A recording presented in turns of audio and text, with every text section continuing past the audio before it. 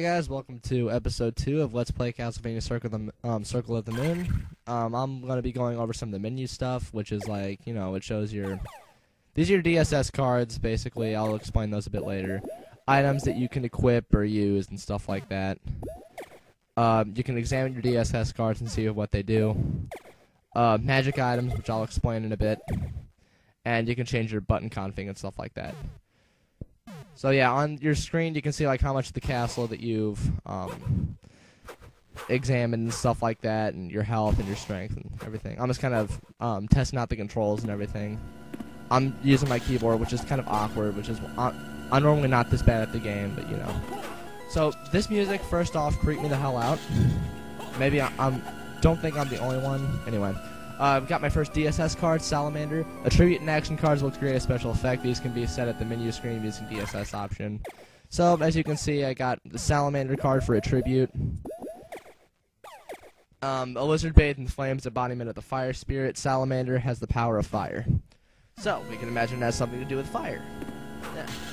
So, you know, whipping flames and candles and whatever give you hearts, which is ammo for your sub-weapon. Kind of just taking out skeleton bombers at this area. Stocking up on candles or hearts, whatever. Fail. Big hearts give you 5, and looking at that crack reminds me that if you press select, you can see how much of the castle you've examined so far.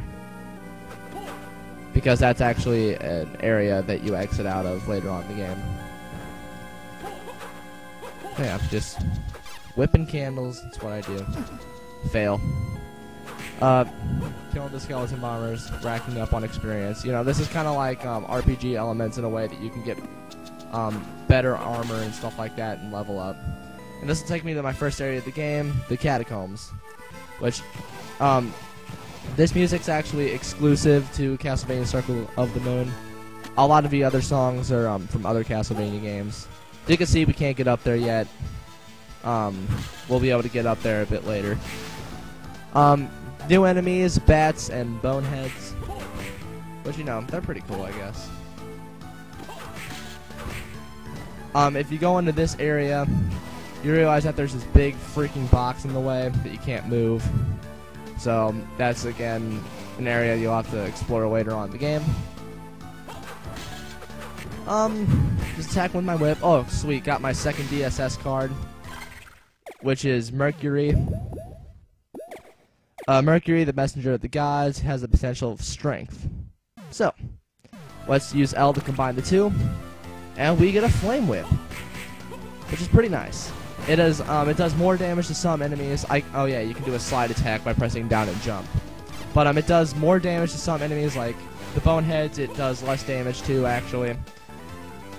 That's enough of that.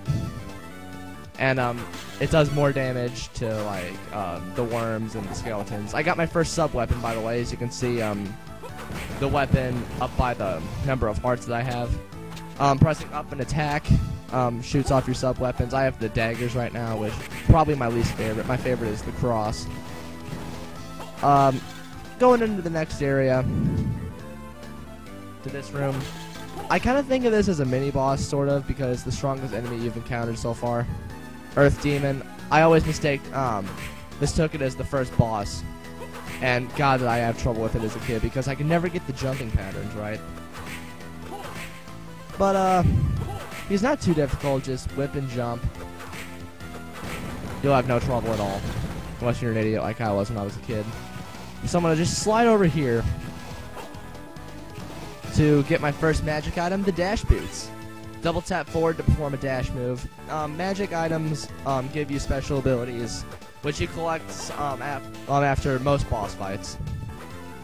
So I'm just going to dash over here. You'll love this ability. I still do to this day. Enemies drop items, of course.